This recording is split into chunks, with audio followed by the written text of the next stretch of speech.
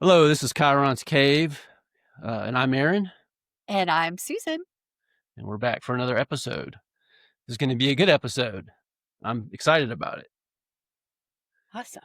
So we're going to pick back up sort of where we left off with the work of James Hillman and continue that exploration. So the book that I'm reading now is Healing Fiction by James Hillman. And what I'm going to do is start this episode off by reading the beginning of this book. Essentially, the first, he starts with a quote of Freud, Sigmund Freud. So this is Healing Fiction, and the start of the book, the fiction is called The Fiction of Case History, Around with Freud. 1, the fictional Freud. In 1934, Giovanni Papini published a curious interview with Freud. It is presented as a straight-on dialogue, as if Freud were privately confessing just what his work was all about. This is what Freud says. Quote, "Everybody thinks," Freud went on, "that I stand by the scientific character of my work and that my principal scope lies in curing mental maladies. This is a terrible error that has prevailed for years and that I have been unable to set right. I am a scientist by necessity and not by vocation. I am really by nature an artist.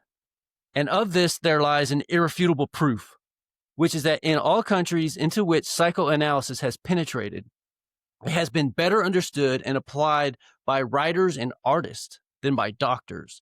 My books, in fact, more resemble works of imagination than treatises on pathology. I have been able to win my destiny in an indirect way and have attained my dream to remain a man of letters, though still in appearance a doctor. In all great men of science, there is a leaven of fantasy, but no one proposes like me to translate the inspirations offered by the currents of modern literature into scientific theories.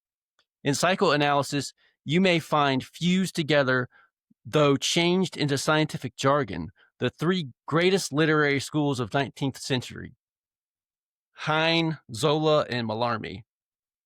Those are authors. I don't know them. Are united in me under the patronage of my old master, Goethe, end quote. So then I'll just finish up here. The Freud in this interview, this is Hillman saying this, the Freud in this interview reveals more of that master and consequently of what psychotherapy is actually doing than do the elaborations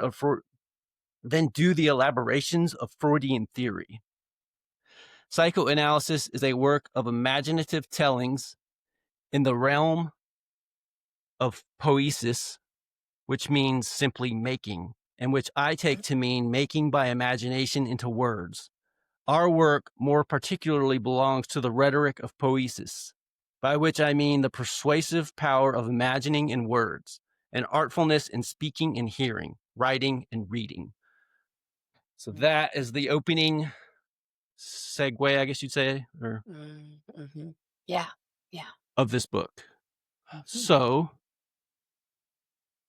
which the premise is essentially, in my words, what he's saying, what Hillman is saying, is that psychoanalysis is a fiction. It's a genre of literary fiction that Freud created with his work. What he actually did was create a genre of fiction. That's the first I've ever heard psychoanalysis referred to as fiction, like as a genre of fiction. So have you right. heard that before? What are your thoughts on all that? So, no, that's so fascinating because even aside from yeah, I mean, this segues perfectly with the idea that Freud did he was the foundation, his work provided the foundation for the French psychoanalytic and feminist theorists in France, and, um, part of what, like, the psychoanalysts who were French and kind of how they took his work, they were not just it was not just psychoanalysts, it was linguistics and those who were concerned with philosophy and the understanding of how language constructs meaning. So, like some of the different, like Lacan, Foucault, Julia Kristeva, and then some of the French feminist theorists, which I think, as you know, I wrote my master's thesis on Lucia Rigarai and her work. But the key here is that what you're describing is him and his connection and his identification as ultimately someone who was concerned more with, or in many ways, more with language and meaning than he was with the scientific side of things, right? And Lacan said that the unconscious he took directly from Freud with this idea that the unconscious is structured like a language. So the unconscious that we try to get to in psychoanalysis, it is structured like a language, and he believed that it was.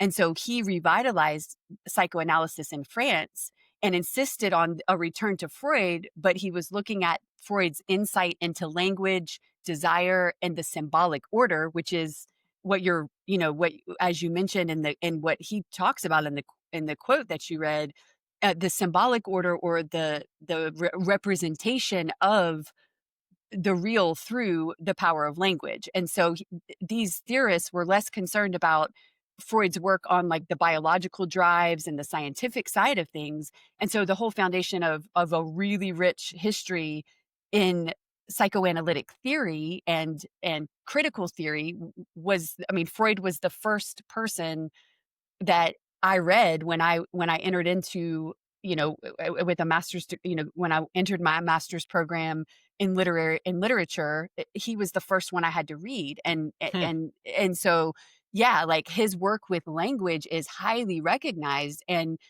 beyond. And I wouldn't say to at the I'm not minimizing the fictional component of it, but just how, I mean, this ties into some pretty interesting ideas around the way that language is ultimately, or meaning is ultimately discursive, and our identity and what things mean changes as language changes, or as what is signified and what is given meaning through the power structures of a society changes. Just look at astrology and how the meaning, astrology was once revered by kings, and then it very quickly fell into Ill disarray, repute. ill repute, you're Yeah. right. And so Just like alchemy, same thing happened to alchemy. I'm mhm. just was reading about the history of that too. But to stop you, just to go back Yeah, to Freud, yeah. because he was trained, right, Mhm. as a neurologist? Is that Ah, do I have that right? Wasn't he was a doctor, of, like, he went mm, to school and studied, like, the brain physically, ah, neurology, okay. is I believe is that's true. Okay, yeah, we And can so check. his creation of psychoanalysis in a way, it sounds like it was, like, because of what he just said, right? Like, he and Hillman points out, like, Freud, his real ambition was to be a writer, Mhm, mhm. right? And Right, Freud says, "A man of letters," right, in right. that quote. And Mhm, so, like, it's like but he was trained as a physician, mhm, specializing in the brain, essentially, the mhm, nervous system, mhm. and then I hope I have I'm pretty sure I'm right. I shouldn't be second guessing myself, but, as I point out all the time here, I'm a college flunky, so, so it seems like what he did was, like, okay, he really wanted to be a writer, right? Mhm, But he trained as a doctor, uh-huh. and so then he creates this new genre that, like, skirts the border of Mhm. both, Right. right? And found a way, right, to be a writer while at the same time, blazing this new, concept that's of psychoanalysis. Mhm. and depth psychology, the talking cure, right? Right. Psychology Right. as psychiatry, right, as talking using words, exploring the mind, and not so much like the behavioralist, Mhm. hard-nosed scientific psychology, right, of like Mhm. studying just behavior and physical electrochemical reactions in the brain and like left right brain, like what we know about how all how the actual brain works, Right. Right. right? Yeah, that there's And like that makes a split, right? It's a split in the discipline of right. psychology just in general, right? Right. There's like psychoanalysis, depth psychology, talking cure, and then there's like behavioralist, scientific only, electrochemical reaction. What can we measure in behavior? And that's it.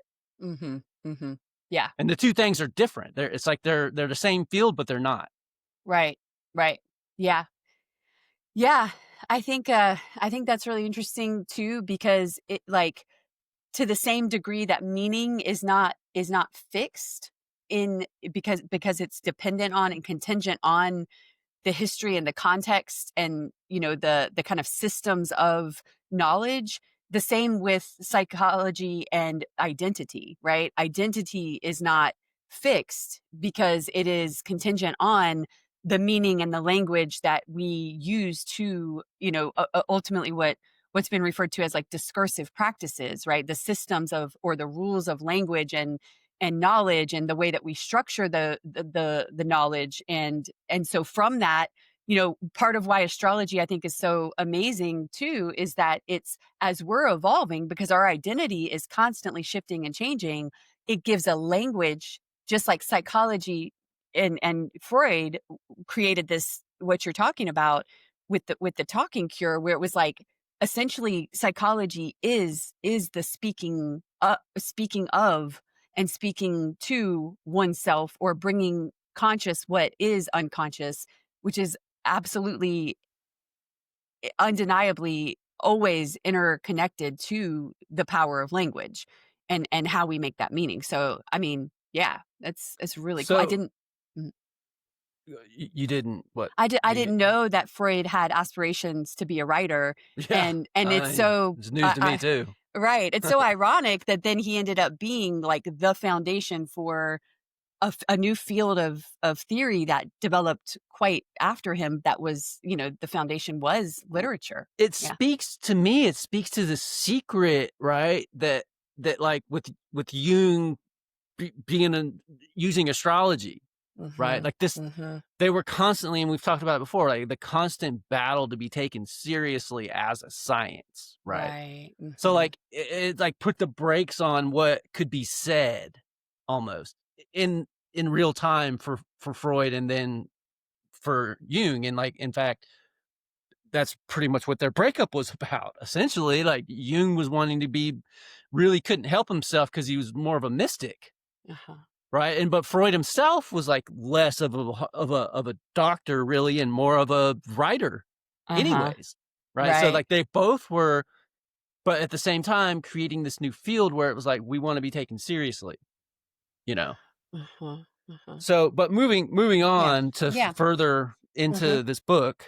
Mhm. So then this next part is, let's see if I can, so the sub, so it's the next section, Mhm.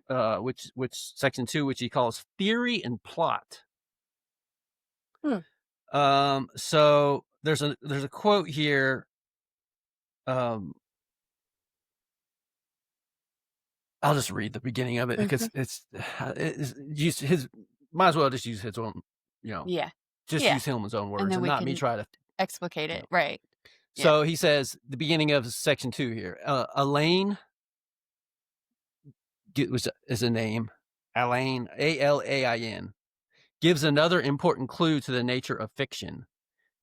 Uh, Quote, in the novel, everything is founded on human nature. Everything is intentional, even passions and crime, even misery, end quote. Mm. Plot reveals these human intentions. Plot shows how it all hangs together and makes sense. Only when a narrative receives inner coherence in terms of the depths of human nature do we have fiction. And for this fiction, we have to have plot.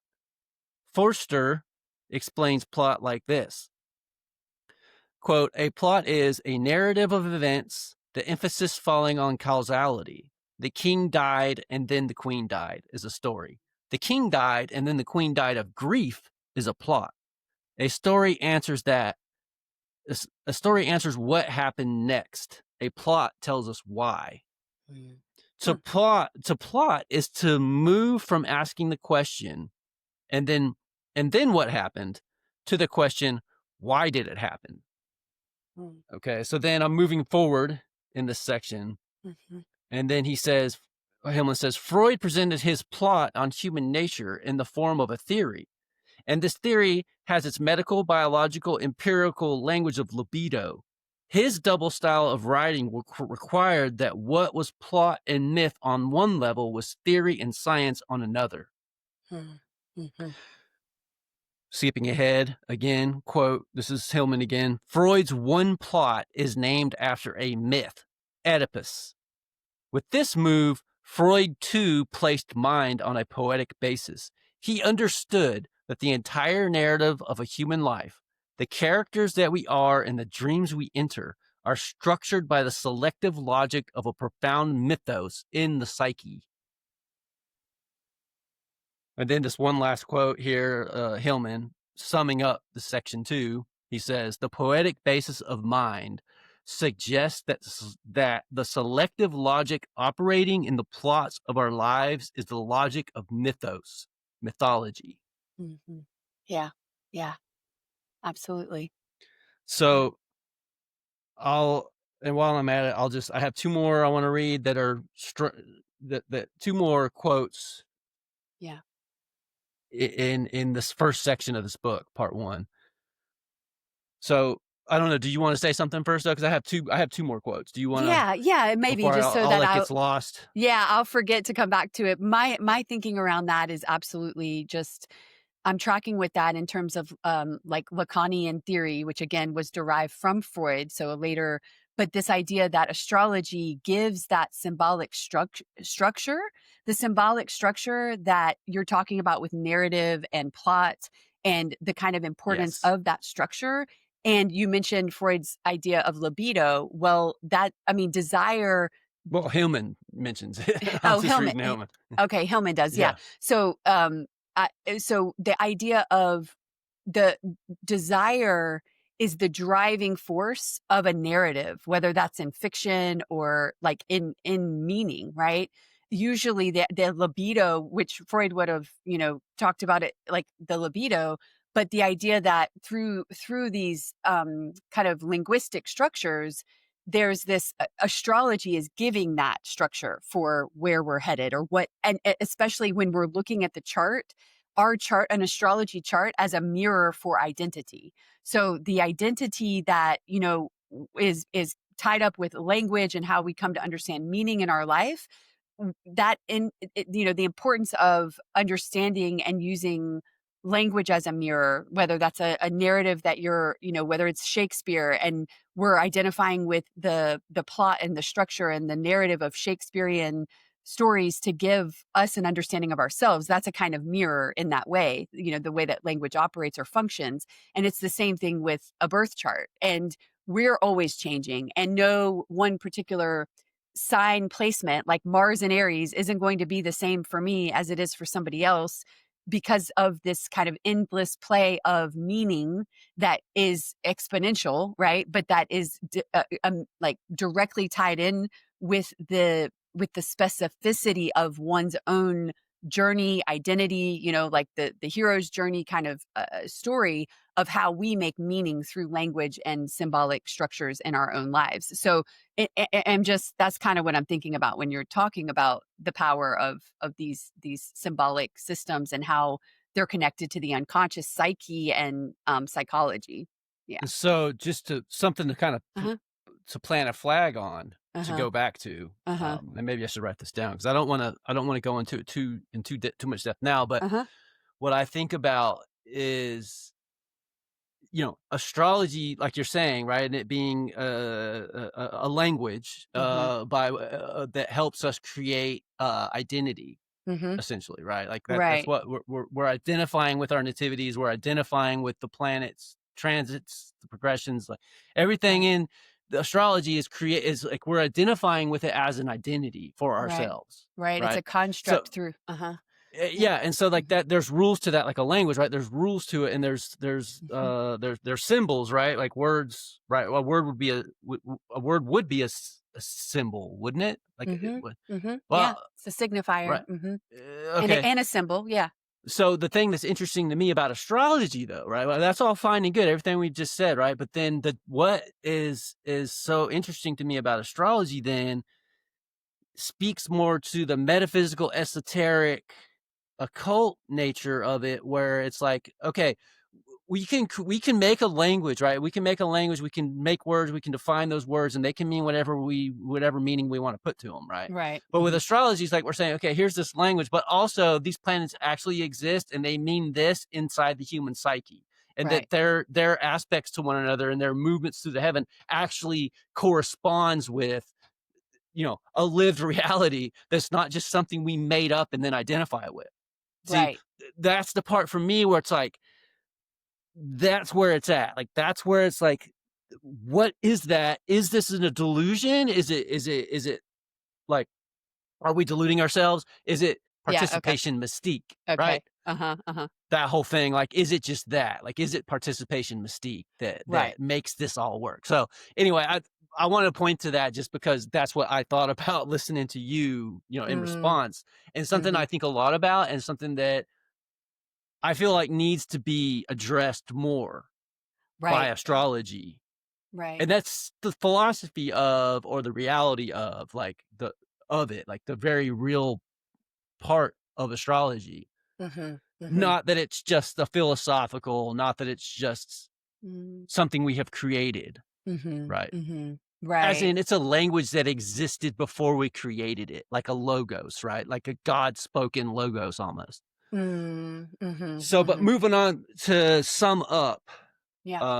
and like you have this book coming, you're going to read it, and we're going to, just for the listeners sake, we're going to continue explicating and Mhm. exploring this work of James Hillman, specifically healing Mhm. fiction, because I personally feel like of all the Hillman I've read, this is Hillman at his best. I feel like he was hitting his stride, confident, really laying it out really well what the project of archetypal psychology is. So Nice. Yeah. That's it's, great. yeah, it's really, really good stuff.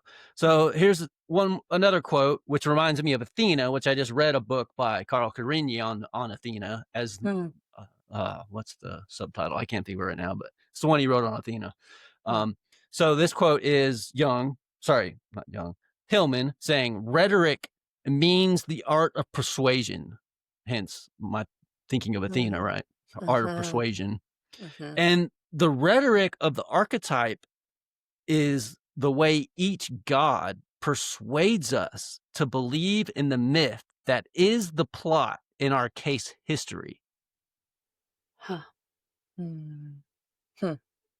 So you could substitute here, I'll read this again and I'll put it into more astrological terms, right? Yeah. So Mhm. rhetoric means the art of persuasion.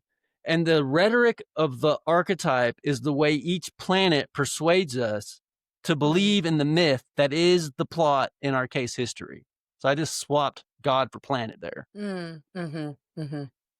And it means exactly like in archetypal astrology, it's Mhm. like we're just moving our move, right? The move we make is archetypal psychology to archetypal astrology.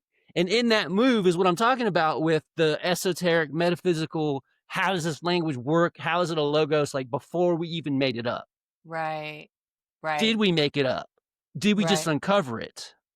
Right. If it's Yeah. true, right, Yeah. universally, Yeah. we didn't make it up. It was Right. something that we have collectively over thousands of years uncovered the Right. truth of. Right. Yeah.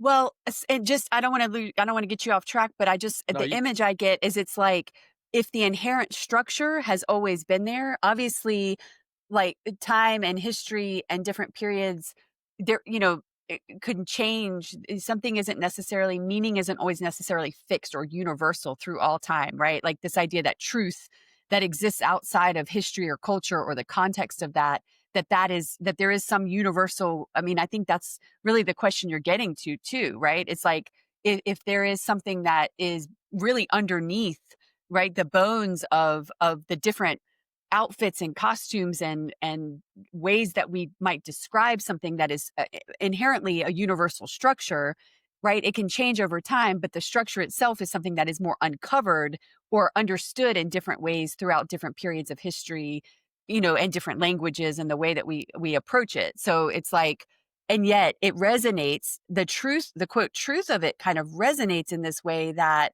when it does, when people feel that there's this like personalized kind of way of helping them to negotiate their own identity or understand their identity in a different way, a deeper way, then it resonates in a way that the meaning is unquestionable or the truth of it is unquestionable. So anyway, go for it. What Yeah, Nick. So yeah, I just yeah. got one more quote, and Uh-huh. then I'll be done with reading from Healing Fiction for today. It's great. Okay. This is just a one line that says a lot. Uh-huh. So, this is Hillman. We all have identity crises because a single identity is a delusion of the monotheistic mind that would defeat Dionysus at all costs. Right. Right. I mean, wow. Like, Yeah. I read that and it gives me chills. Like, how much meaning is in that one sentence. Is if you track it all, like, the myth of Dionysus, Mhm. if you know the project of like monotheism versus polytheism, like myth versus monotheism essentially is what we're Mm, talking about here, right? You're mm, essentially, that's what we're talking about. Like, mm. monotheism being, for all intents and purposes, Christianity. In Yeah. the Western world, monotheism and Christianity are the same thing. Right. Yeah. Yeah. So,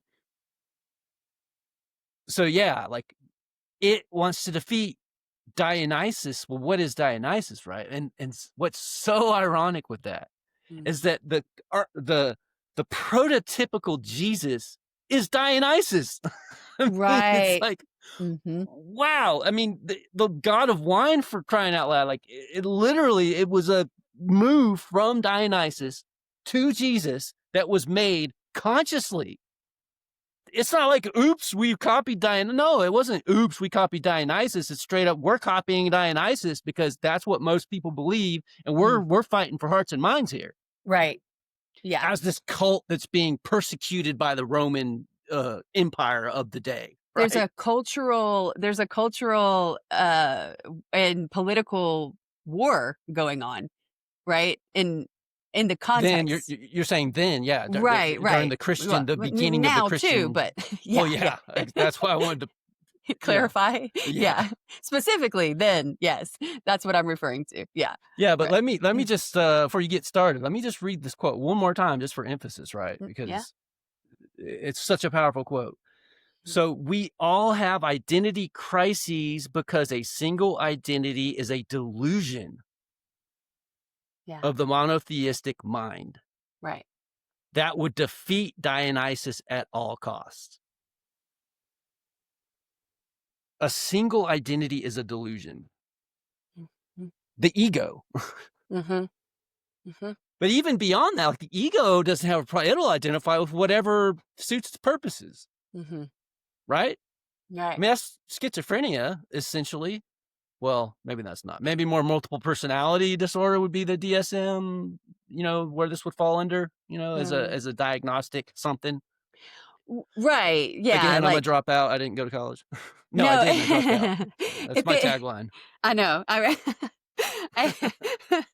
um but I think yeah, no, I mean, I really didn't have anywhere specific to go from that. I think it's loaded and I think Yeah. it kind of explodes in the possibilities of meaning and the evolution of self that is possible if we're not taking it literally, right? Like you're describing, if we were to really think of that literally, it would be a diagnosis, the multiplicity of identity, right? It'd be multiple personality disorder, yeah. Right. But Yeah. no, I So, am saying taking it literally, and which is why I was saying, like, this segues into the relocated chart oh, okay, okay. But see, and I what don't. that does with identity. Right, but see, I think that in a sense, just like meaning evolves based on the context, so does identity. I mean, you know, it's it's a if astrology is kind of a mirror, then why wouldn't you be able to have multiple identities? Because we are very complex beings and we're constantly shifting and changing, and more information comes in, more knowledge, more understanding of the world and reality through language. Think about how many books you've read, right? And like how that is integrated into Mhm. even the books you read in the last year. That's a part of what's integrating into your construction of your own identity, and you're producing your identity through discourse. That's how Foucault, the theorist, would have talked about it, right? But like, and so when with astrology, it's like, okay, first you're a Gemini rising. So your Mhm. identity is being articulated and reflected through this astrological discourse about all the signifiers and signified meanings of what Gemini represents. If somebody doesn't understand anything about Gemini, what are they going to do? They're going to use language. They're going to go like they're going to look it up. Tell me some characteristics of Gemini, right? So if you have Gemini rising, what do we think of like Mercury, right? And how did you understand yourself as a Gemini rising versus, well, then, okay, but now we've understood, or you've got this relocated chart and you've spent most of your life in this relocated new location. So you find out that you have Cancer rising. Are you becoming schizoid or are you just adding a layer of understanding through language into and within and integrating that into your identity, right? Well, I'll tell you the schizoid part for me is as an astrologer trying to keep all this straight. So Right. now when I look at transits or when I look at progressions, Mm-hmm. I mean, I look at which identity am I looking at it for? Right. See? That's why, Yeah. like, we have this joke now between us that, like, I have cloned myself, and I have this, like, alter ego now that is the South Carolina chart. Yeah, newly It's like named Jim, newly named, yeah. Gemini, which is great because the Yeah, California chart, I'm a Gemini rising. So right, already that's the divine twins, right? So already there's 2 of me, like, to begin with, and then now it's right. like, okay, well, this is the other. The Cancer rising is just a split off of the original Gemini duality, with, the because the modality of Gemini is dualistic, right? So Yeah, and the beauty of it, though, is that the Gemini, Mercury, mhm, Thoth, the Egyptian god, right? Thoth, mhm, mhm. is associated with the moon, Right, right? And right, Cancer, the moon rules Cancer.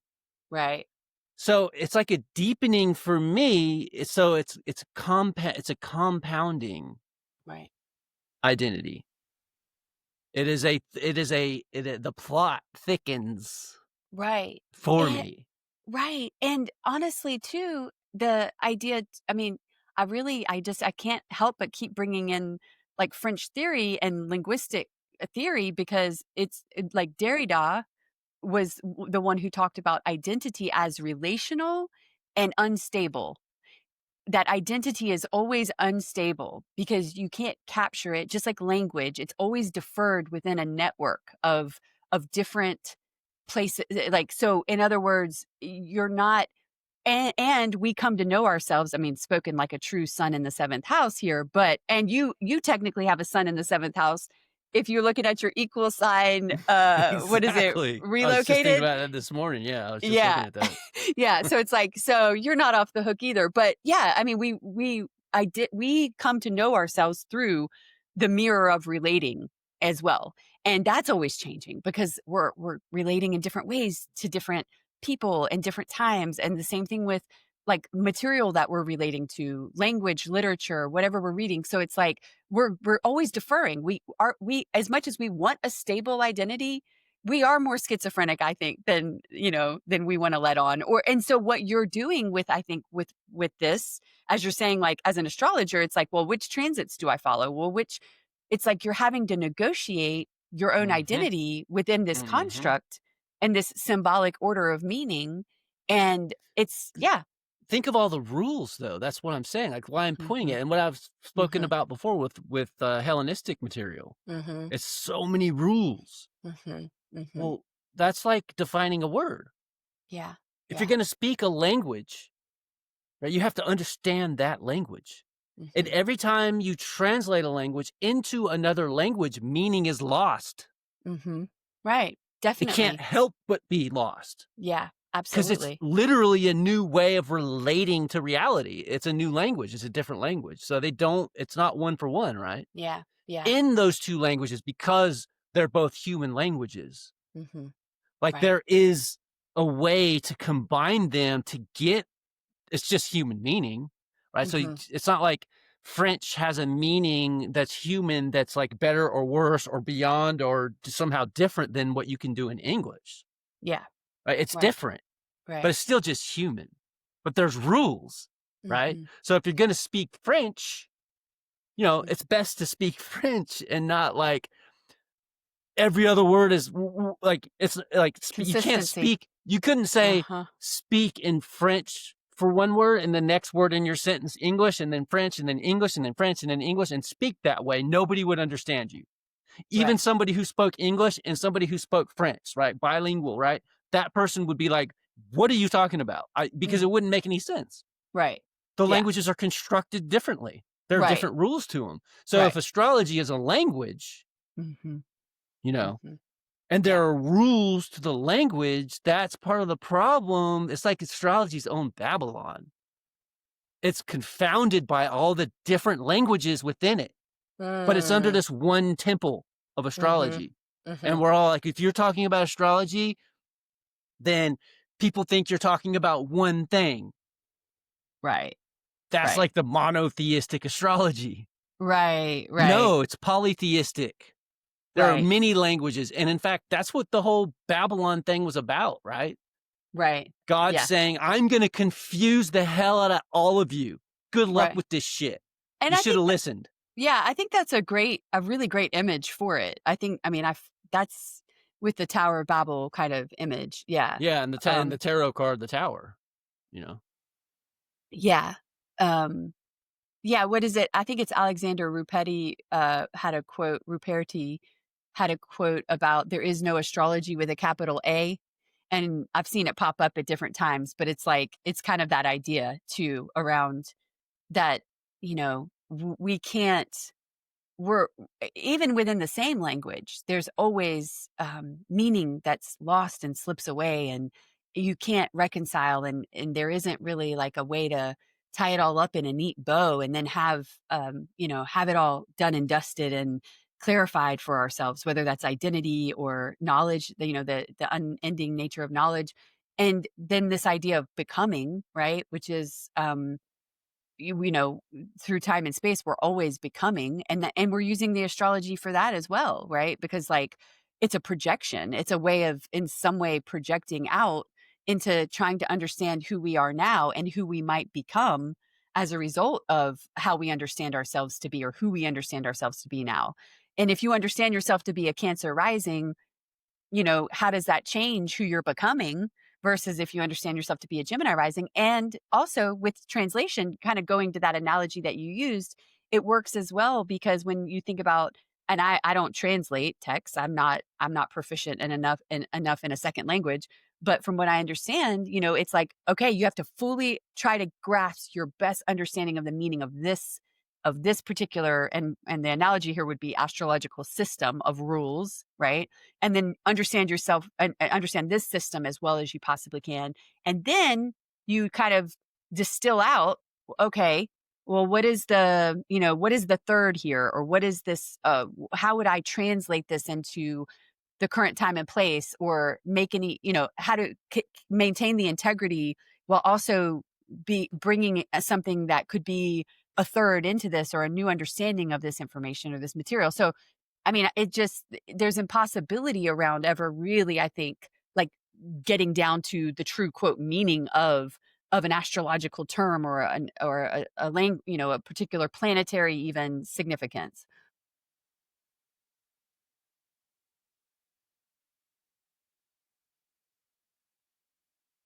What happened? Nothing. I just stopped talking. I was like, wow. I was listening, and then it was just like, uh, I'm I just was done. thinking of the Prisca Theologia when you were talking about that again. That's why I looked at my notes from the last Oh, time we were talking about, yeah. which is the belief, Uh-huh. a true single theology threading through all religions. Mhm. See, I go to that place with astrology. That's where I've been interested from the beginning in the Prisca Theologia of astrology. Mhm. Mhm. Right. What is Yeah. true of astrology, regardless of which language you're using? And it's Right. the same as saying what is true for human nature, Mhm. regardless Mhm. of which language you're speaking in, because we're human. Like, it's the same truth. It's a Right. human truth, Right. Right. Yeah. right? The Yeah. difference is I mean, is many, as far as the particulars of each human life, Mhm. but we all have the same hardware. Like, we all have the same, I mean, brain, right? It's the Yeah. same physically, right? No Right. matter where you're from, if you're a human on planet Earth, physically you have the same, like, biology, the same hardware, Mhm. you know. So yeah, but with just speaking about astrology is and it's the same reason, it's the same problem I have with the postmodernist. And I have not really studied Mhm. the so, full disclosure, Yeah. my engagement with the postmodernist critique, the Yeah. postmodern critique Mhm. is via Jordan Peterson. Uh-huh. So, no, don't Uh-huh. run away, don't run away. I'm not tainted. Please, listener, like, that happens, man. You bring up Jordan Listener? Peterson and people are like, Yeah. "Jordan, Yeah. the devil! He's a Ah, I gotta go." he's a Yeah. trigger. He's a really big trigger. Yeah. Which, and most of those people haven't even, all they've seen is snippets of him, Yeah. that are taken out of context. Right. Right. 'Cause and I'm not, and there is kind of a cult of Jordan Peterson too. I mean, people tend to kinda be cultish with him, and I don't read him anymore, really. I don't spend time. I used to, when I was driving a truck, right? I listened to the Jordan Peterson podcast. I listened to his lectures. Mm. I read his books. Like, I was steeped in Jordan Peterson for a while. So Yeah. I'm just saying my understanding of postmodernism is via Jordan Peterson. Yeah. So I don't know what else to say on that other Yeah. than that's where I constantly, like, he believes, Jordan Peterson says, essentially, what I've said often is that, like, it's not that the postmodernists are wrong. It's that it's incomplete, and Mhm. it's the conclusion that is drawn is wrong. Mhm. That's what Mhm. Jordan Peterson is saying. He's saying the conclusion that they come to is wrong. Right. He's Right. saying because Jordan Peterson very much is, advancing this idea of the Prisca Theologia or the Mhm. primordial philosophy, but it Mhm. just so happens that he's very much aligned with the Christian right. Yeah. Right. Right. Right. Like, his last book, uh, oh god, what's it called? I think it's We Who Wrestle with God. Uh-huh. He's analyzing the Old Testament. Mhm. He starts at Genesis and goes through and just, I don't know if the first 4 books maybe of the Old Testament, I think that book is about him, Mhm. like, digesting it and translating it like a preacher might do, but Yeah. Right. one that's doing psychoanalysis, or that's a psychiatrist, right? Yeah. Right. Like, Right. Huh. so the Old Testament filtered through a psychiatrist, Mm. Mm. mind. Mhm. Right. Right. Yeah. Yeah. I had no Speaking of intention of bringing him translation, up. yeah, no, it's okay, but I think it's interesting too because his background in psychoanalysis and then also his religious beliefs, it's perhaps that's part of where like the dual identity that he has is somewhat he's pigeonholed because of his identity around Christianity, and that's only one layer, but also it's probably pretty, um, I don't know, foundational for how he sees a lot of things, right? But except and this he hasn't said I'm a Christian. uh-huh. Oh, right, As okay. far as, like, when I was, like, up to date with him, which was, like, Yeah. 2 years ago. Right.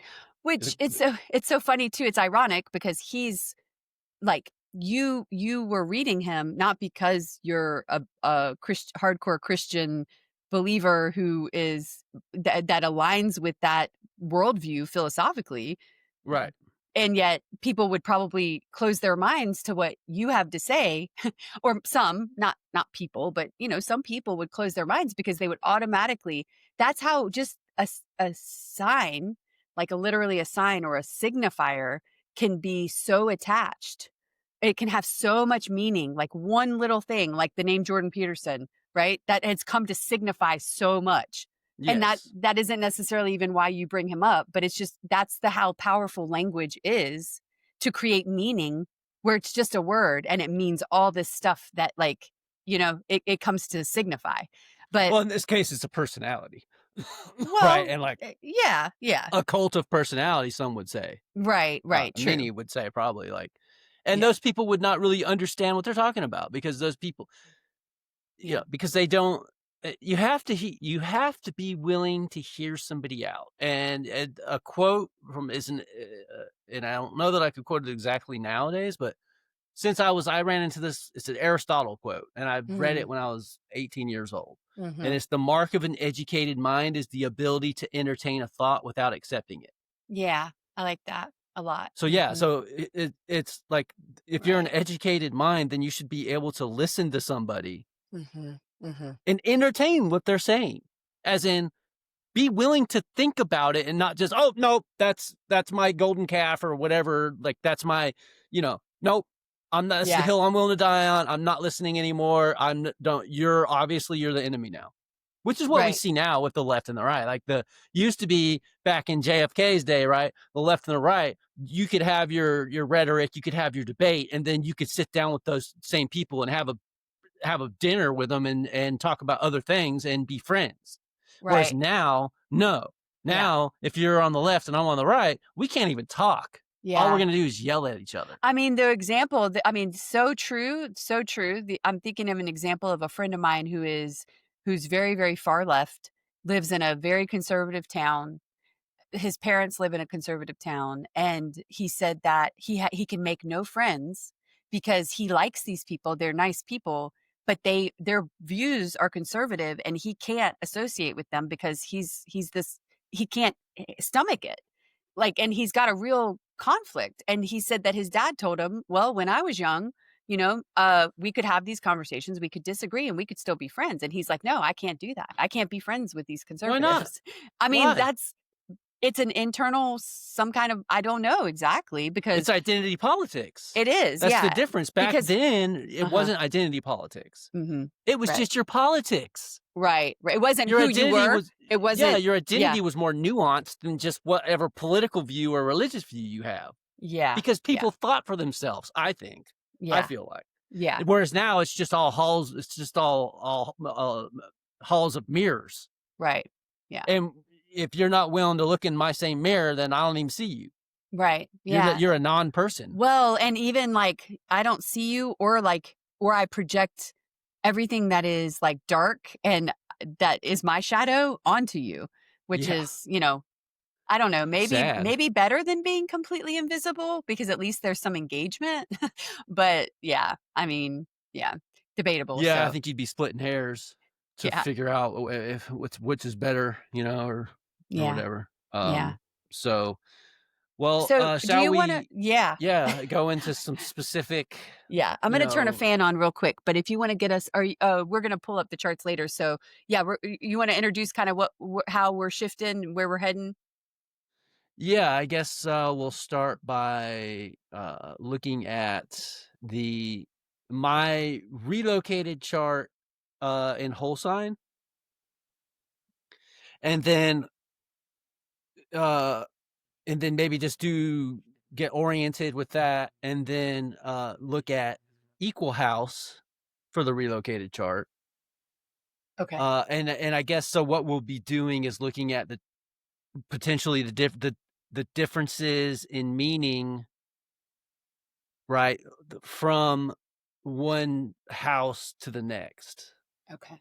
which these two house systems are related. Like essentially, they're the only zodiacal base only house systems, right? So like all they're taking into account, whole sign house, what sign was rising, that's your first house, your ascendant is in that, and then from you just count the next sign is your second house, the next sign is your third house, the next sign is your fourth house. Whereas equal house says what sign is rising and what degree was rising when you That's were what born. starts the house. Right. That's where it starts Mhm. the house, yeah. So the difference between equal house and whole sign house is just how many degrees of your sign is what was rising, because that is where your house starts, your first house starts. So, Yeah. Yeah. um, so And we like went if we look at my chart and which you one are look we at pulling up first? I have whole sign house. I don't Whole know, sign maybe we should put them up. relocated? Whole sign Yeah, relocated? Okay.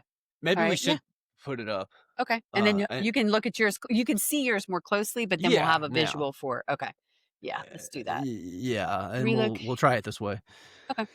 just for the whoever might be watching, Okay. and Let's see. potentially less editing for me. Although I can still put like our little there. I think it was in the last episode that at this point has dropped Uh-huh. it was fourth 10th house axis episode. Mhm. I There's two little bubbles. Yeah, Yeah, did you those see are that? Me and you are like our little bubbles on the bottom of the chart. that made me Like they're so cute. I have to add that, like, so they're still Oh, editing, but I liked it. I thought it was kinda yeah, cool. Yeah. it's easier for it seems to me like if I were watching, Mhm.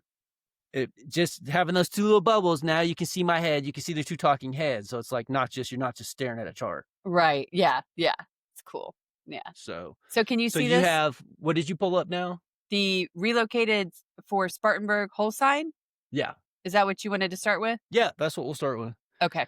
Cool. So, um, okay, so then where might we find identity crisis for me? Hmm. Switching from whole sign to you're right, to equal house. So, Uh-huh. we'll just start with, well, the primal triad, Yeah. right? Simple, Mhm. right? Mhm. Ascendant, sun, moon, Right. okay? So, Mhm. whole sign relocated, Mhm. right? I'm a Cancer rising Mhm. with an 8th house sun Mercury conjunction Mhm. and a 10th house Aryan moon. Right. Yeah. So you go from a mercurial figure, right? Gemini rising, automatically out of the gate to a lunar figure in your personality, outward, appearance, personality, kind of your vehicle of expression or your mode of expressing the other planetary energies. Specifically, in this case, if we're focusing on the triad, the sun and the moon are more expressed in a lunar way. Um, and yeah, you have your moon is still in Aries because that wouldn't change. Your sun is still obviously Aquarius, but your sun is in the eighth house as opposed to the ninth house. So that's a shift. And um also it's interesting your ascendant, you now have Juno pretty close to your ascendant in Cancer. Yeah. I was sorry, I was just trying to find I was looking in the folder, and for some reason, because you're talking, it seems like we may be better off talking about the differences between the California and the South Carolina chart, as opposed to trying to flesh out the difference between whole sign and equal house to Yeah. start, because I Yeah, feel like that's the identity shift is going to mhm. be much more highlighted Right. in the shift from Yeah. California to South Carolina. Right. Well, we were just talking about, because we were just talking about my natal whole sign relocated. Right. And now we're going Yeah. to talk about the natal whole sign, um, like original Yeah, birth I guess location. just natal whole sign Yeah. because it doesn't need to be prefaced. Right. Okay, so yeah, so in natal whole sign, so in my natal chart, I am a Gemini rising Mhm. with a ninth house Sun Mercury and an 11th house, sorry, Sun Mercury in Aquarius, and an 11th house Moon in Aries. Mhm. So so the ascendant changes from Gemini, which changes my chart ruler, right? Right. From Mercury to the moon, which is what you were saying, like that I'm changing my ascendant. And well, what does that mean? What does it Yeah. mean for your ascendant to change? Like, Right. what is your ascendant, right? And your ascendant is essentially it is the mask you put on and look through at the other. Mhm. Yeah. Would you agree with that? Yeah, definitely. Mhm. Yeah. And so what the other sees Mhm. is your ascendant. Right.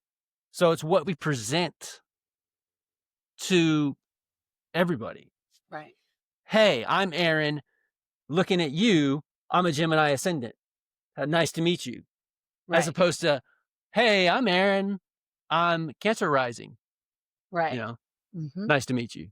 Right. And what's the difference? Well, what's the difference between Gemini and Cancer? Yeah. A whole lot. It's Yeah. like one's air, one's water for start. Like elementally, you're elementally you're different. Right. Right. So, Air, I'm yeah. all about mind and thought and writing and talking and thinking. And which in the case of Gemini, like about a little bit about everything. I want to know a Mhm. little bit about everything. Mhm. I'm Mercury flying Right. around Yeah. everywhere to getting everyone's messages, conversant in all the languages. Right. And then switch from there to Cancer rising. And now I'm more introverted. I'm more sensitive. I'm more emotional. I'm more relational, as in I wanna feel and emote with you more, and not so much talk about ideas, right? Mhm. Yeah. But is this really who I am? Because it's really just a mask that I'm Mhm. wearing and presenting to you. Because who I really am, who I want to be, Mhm. is my sun or moon, Mhm. combination of those two, really, right? Mhm. Um, which we can talk about. I mean, because what's the difference between sun and moon? I mean, just as archetype in astrology. Right. So, but Yeah. I'm shifting, right? So, but the thing is, right, in this move, right, the moon and the sun stay in the same sign. Mhm. So, my aim as a being does not change in a relocated chart, right? Just Mhm. the mask Mhm. that I wear and present to you changes, Right. but it's still identity for me as an astrologer, as somebody who takes the language of astrology seriously. It is still identity, one that I'm going to relate to. As if I say I'm a Cancer rising, right? Like I said, in astrology, what we do with the primal triad, right? It's like how we snip each other's butt, like Right. quickly Right. in astrology. Like, what are you about? Like, who are you? Astrologically speaking. Oh, well, I am my primal triad, ascendant, sun, moon. Right. Yeah. So what happens there in the shift? How does W one So like here's where I'm at with this. Mhm. I've been relating more to my South Carolina chart since I did this relocated chart. One, I'm getting to know it, right? Because I've spent 2 years studying my natal chart. So I'm getting to know the new me, which is interesting. Yeah. That's what I was talking about. Like, okay, I'm getting to know the new me and the changes in the new me. And astrology is going to tell me what those changes are. It's going to tell me who the new me is. Right. So is this something I'm constructing, or is it just something I'm agreeing to the rules of? Hmm. Yeah. I mean, it's a good question, and I think it's open to it's debatable and open to interpretation. Um, but ultimately, the why we may not be as clear as the how, and through the how, there is the what and the experience of what that what that growth or that, I guess, discursive practice looks like, right? Because you're you're consciously moving away from, and this coincides, and synchronicity is part of this too, right? Because you were already quite interested in the lunar, the anima, the awareness of the, like, lunar aspects of psyche, which have, they exist independently from astrological significations. Let's take these charts down, I feel like. Okay. That, that the aspect of you that's in development was already interested in that when you discovered your relocated chart. So I think the fact that you now have Cancer rising, or at least that you're more aware of it, maybe it's something that emerged quite synchronistically when it was supposed to emerge into your life, Right. because you've been living here for a long time. But if the true underlying governing principle is the soul and the spirit, then your soul is doing what it would be doing anyway, perhaps, but it's using the symbolism and the system of astrology to be able to do it in a conscious, aware way that's going to bring you much further into, I believe, individuation than had you not had that awareness, right?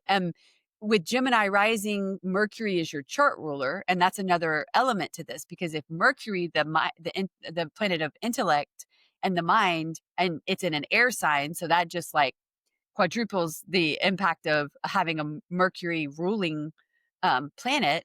That's very different, like you said, than your moon in Aries and fire, and the emotional kind of watery energy in fire. So you go from this intellectually, perhaps, I would say, even like to a point of imbalance, maybe. You go from this high intellect to Mhm. then understanding, okay, I'm choosing to integrate the, like, maybe the more emotional aspects, the unconscious, this, the feminine, even the passion side of that because of Mars. It's like, well, what is actually like exciting rather than just stimulating, but like what actually is kind of on a full, that it's like letting that fire moon have more impact and giving it more space in a conscious way, to play with that idea of integration. Not that you're completely discarding the intellectual side, because you still have Mercury in Aquarius, you still have the Right. sun in Aquarius, so you don't like lose everything about who you were. But But my MC does move between the 2 uh-huh. as well, right? Like, the Yeah. MC in the relocated moves from air to water. It moves from Aquarius Mhm. into Pisces too, Oh, yeah, so you just have because an it moves from overall. 8 yeah, it moves 18 degrees Aquarius in my natal, and it Uh-huh. moves my MC to 26 degrees Pisces, which not only is that moving from air to water, from Aquarius to Pisces, but also that move puts the MC Right. in in in almost, right, perfect opposition to Saturn, Yeah. because my Saturn is 26 degrees 47 Virgo, and my new MC is 26 degrees 56 Pisces. Yeah. 9 minutes.